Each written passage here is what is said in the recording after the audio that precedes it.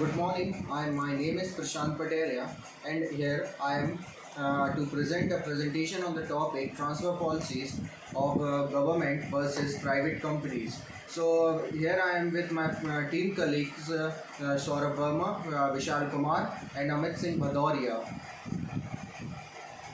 Coming to the parts of transfer.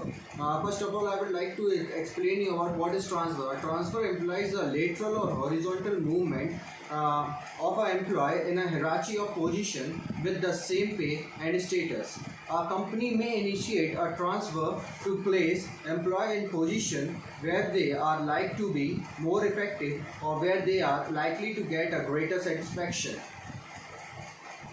Now I would like to come on the objective of transfer policy. The first objective is to increase the effectiveness of the organization to deal with the fluctuation in work requirement, to train employees for lateral advertisement or promotion, to move an employee in the interest of age.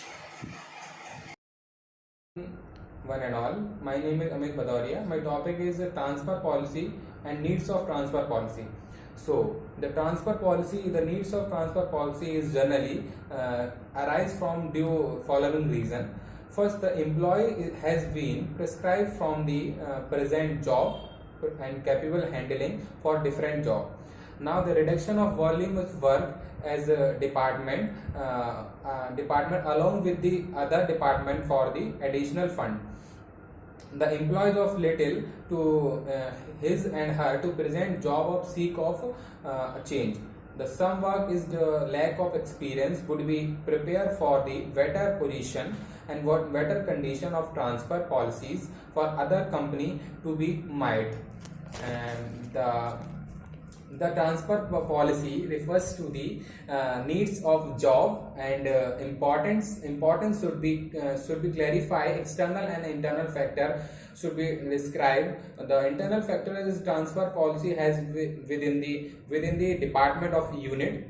And suppose the organization of a business should be different place for external transfer from the consider of external transfer. Now the suppose that the organization of external transfer having a office branch of a Mumbai and Kolkata have soon for the transfer from Kolkata, and Mumbai is an transfer of external environment, then the Mumbai to the external transfer. Thank you. Now Sora will continue for next. My friends Amit Bhadoria are explaining the needs of transfer and objectives of transfer. Now my turn. My name is Vishal Kumar. I am explaining the essence of good transfer policies. The first point is written form. That is, employee must be prepared the written documents submitted to the organization regarding collecting detailed information about the employee. Clarity. It must clearly state the type of transfer or selection criteria. The type of transfer, it means that the production transfer, the replacement transfer, the rotation transfer, shift transfer and panel transfer. And the selection criteria on which basis the employees should be selected, like skills, experience, abilities, knowledge, etc. And the rate of the certain amount should be payment by the organization for the employer, the basis or purpose, which basis and which purpose have been transferred to the employer by the organization, and it should be decided by the organizations. The imitation, the transfer would be imitated by the person concerned well in the advance. Area, the area policy should specify the units and area over which transfer take place, whether the transfer can be made within the sub unit or also between department, divisions or plants. The requirements of training, if any employee are transferred to the higher level, then it must be requirements of training for a new jobs. The indication of authority, the policy should indicate the authority and in same officer who will responsible for the initially and implementing transfers. Thank you. Now my friends, the Saurabh Verma are explaining the next topics, which is the types of transfer and advantage and disadvantage of the transfers. Thank you. And I would like to tell you about the types of transfers. So first of all, employee initiated transfer.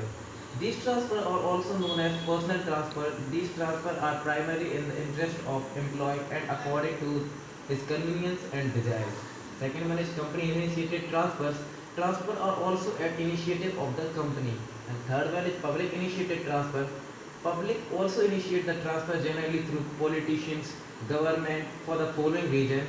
First reason is that if an employee behavior in the society is against the social norms or if he indulged in any social evils or second reason is that some employee may be transferred frequently because of political victimization and company initiated transfer of some employee may be stopped due to political favoritism.